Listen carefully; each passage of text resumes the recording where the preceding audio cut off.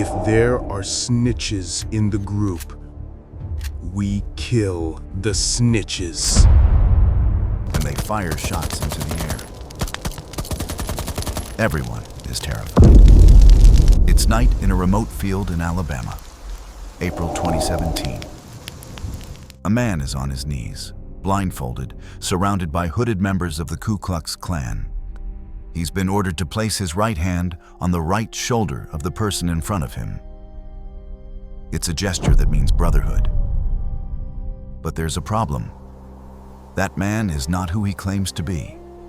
He's Scott Payne, an undercover FBI agent who has just infiltrated the oldest and most violent white supremacist organization in the United States. It all started decades earlier. Scott is 14 years old and has just seen a demon. It's not a movie. It's not a drug-induced hallucination. It's real. In the watery reflection of the mirror, he sees a demonic figure smiling at him, a long, crooked finger beckoning him closer. The previous year, his parents divorced, and Scott fell down a dark path. Satanic rituals, spirit consultations, an obsession with demonic movies. That night, he's at a friend's house pretending to be possessed by a demon. It starts as an act, but it turns real. He sees the demonic figure, and that becomes his breaking point. After the terror of the demon, Jesus crashes back into his life. That moment changes him forever. Years pass. Scott becomes an FBI agent in 1998. He doesn't have a fancy college degree. He doesn't speak foreign languages. He's 6'4", 260 pounds. He looks more like a truck driver than a federal agent. But that turns out to be his greatest advantage. In 2002, he earns a spot in the FBI's undercover agent school in Quantico, Virginia. It's a brutal program. 2 weeks with no days off, extreme sleep deprivation. Out of 20 admitted, only half graduate. Many break. But Scott thrives. He's learning from his idols, like Joe Pistone, who spent 6 years undercover in the mafia. Neither of them knows yet that Scott will eventually become one of the most successful undercover agents in FBI history. His first major assignment is infiltrating the Outlaws, a motorcycle club involved in drug trafficking, money laundering, and extreme violence. Scott creates a legend. He's Scott Calloway from Deep South Texas, loves Harley motorcycles and whiskey. For a year and a half, he fully integrates. He drinks with them, fights alongside them, rides with them. One member, Scott Town, becomes his best friend. They're like brothers. They even have daughters the same age. Another member, Brian, tells him one day that Scott is one of the few people he'd take a bullet for. The connection is real and painful. One day they take him to a room in the clubhouse he's never seen before. They order him to strip. They need to check he's not wearing a wire.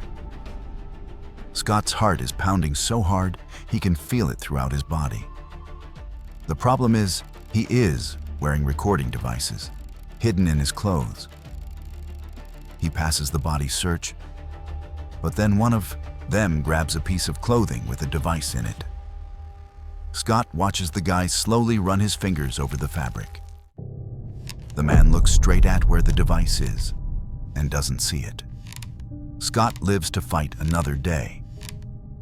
Eventually, he helps orchestrate an operation where FBI agents pose as a Mexican cartel in a deal involving 40 kilograms of cocaine and 1,000 pounds of marijuana. The Outlaws provide security. It works.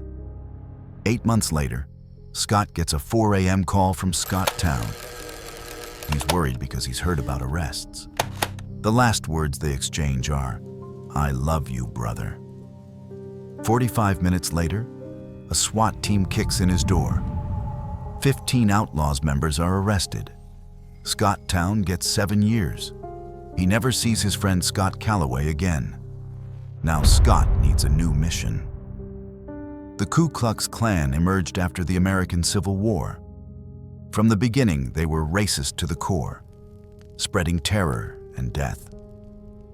In the late 19th century, they whipped, tortured, and lynched black men, raped their wives, shot their children, and burned their schools. Historians consider them America's first terrorist movement. Today, they're still active, though a shadow of what they once were. Cross burning remains one of their favorite activities. It turns out the Klan group Scott is investigating has a direct contact line. Scott calls it and speaks to a member nicknamed John Jack. He says he got the number from some bikers. It's a believable story. Outlaw motorcycle gangs and white supremacists often run in the same circles. Jack talks about an upcoming rally, but there's a problem. The band's singer just got arrested. Scott sees his opening. He casually mentions he's a musician and singer and offers to bring his acoustic guitar. Jack is thrilled. April 21st, 2017. Scott arrives at a fenced-off property in the middle of nowhere. Black-clad Klan members with guns stand at the entrance. Night is falling, and they invite him to participate in a naturalization ceremony. He ends up in the middle of a field, blindfolded, holding the shoulder of the man in front of him. They're told to raise their hands and repeat an oath. I swear from this moment to promote the welfare of the white race. They're on their knees, blindfolded. Then the blindfolds come off, and a member in a green robe knights them, the United Klans of America. Scott has just joined the Ku Klux Klan. Subscribe if you're enjoying this video. Scott's time with the KKK turns out to be relatively short. The case goes nowhere, and another, much more dangerous group is emerging. At the FBI, we started seeing more advanced violent extremism, advanced neo-Nazism. That led him to an accelerationist group called the Base. This mission would prove far more extreme than anything Scott had ever experienced. The Base is a violent white supremacist neo-Nazi group. Their mission includes murders, sabotage, and terrorist acts. Their targets are black people, Jewish people, and anyone they consider race traitors. They want to kill people and vanish, poison water systems, take down power grids, derail trains, anything that causes chaos. The idea is that after the total collapse of society, an event they call the Boogaloo, they will form white ethno-states. Scott creates a Facebook profile and starts posting racist content. He gets banned. Then he joins Gab, a social network known for tolerating far-right users. On July 15, 2019, he sends an email. I've been watching your material and I'm definitely interested. The next day, he gets a reply. Thank you for contacting the Base. A vetting process begins. Scott says he's 44 years old, though he's actually 48. He knows most members are between 18 and 25. He mentions the Klan and biker gangs. For a week, they exchange emails. Scott presents himself as an old biker and former skinhead from South Carolina. As he would later discover, the person behind that account is the founder of the Base, Ronaldo Nazzaro, 45, American, born in New Jersey, now living in Russia. Scott passes the vetting. The nearest cell is in northern Georgia. There, he'll have to pass one final in-person test. August 2nd, 2019, Rome, Georgia. They tell him to get out of his truck. Scott isn't wearing a wire, but hidden in his truck is a tracking device placed by his team. The guy pulls out a detector and sweeps Scott. He passes because he's clean. Then they sweep the truck. The detector gets close to the tracker. It goes crazy. Constant beeping, flashing lights. Scott braces for a fight, but he gets lucky. The guy thinks it's nearby power lines. They tell him to follow them to another location. Scott calls his team. They need to kill the tracker signal. If they don't, he's burned. They arrive at an abandoned concrete plant. They sweep again, and Scott passes. He's in. Months later, Scott attends a Halloween training camp. It lasts 3 to 4 days, with members coming from all over the country. One night, someone bangs on his window. You have to come out and see this. Scott had never been with a group that burned Bibles, burned American flags. And he had never been part of a group that stole a goat, sacrificed it in a pagan ritual, and drank its blood. He did all of that in 3 days with these guys. After decapitating the goat, they roasted it over an open fire and ate it while tripping on acid. That Saturday night, they burned American flags, set Bibles on fire, and everyone screamed, "Death to your Jewish God, death to America." When that camp ended, Scott had earned even more of their trust. That's when they started involving him in murder plans. More than 2 months later, Scott is back at the farm where the camp took place. They've been talking about another camping trip, but have been cagey. Scott convinces the leader to meet. He wants details. It turns out it's not a camping trip. It's a hit job. When they said camping trip, they meant they were going to kill someone. Their target is an active Antifa couple in Georgia. The plan is elaborate. Ditch everything digital. Clean yourselves at a motel. Tape pants to shoes and gloves to shirts, Vaseline on eyebrows and facial hair. Everything to avoid leaving DNA. One guy suggests wearing adult diapers because the first time you kill someone, you lose bowel control. While this is happening, another cell is planning to attend a Second Amendment rights rally in Virginia.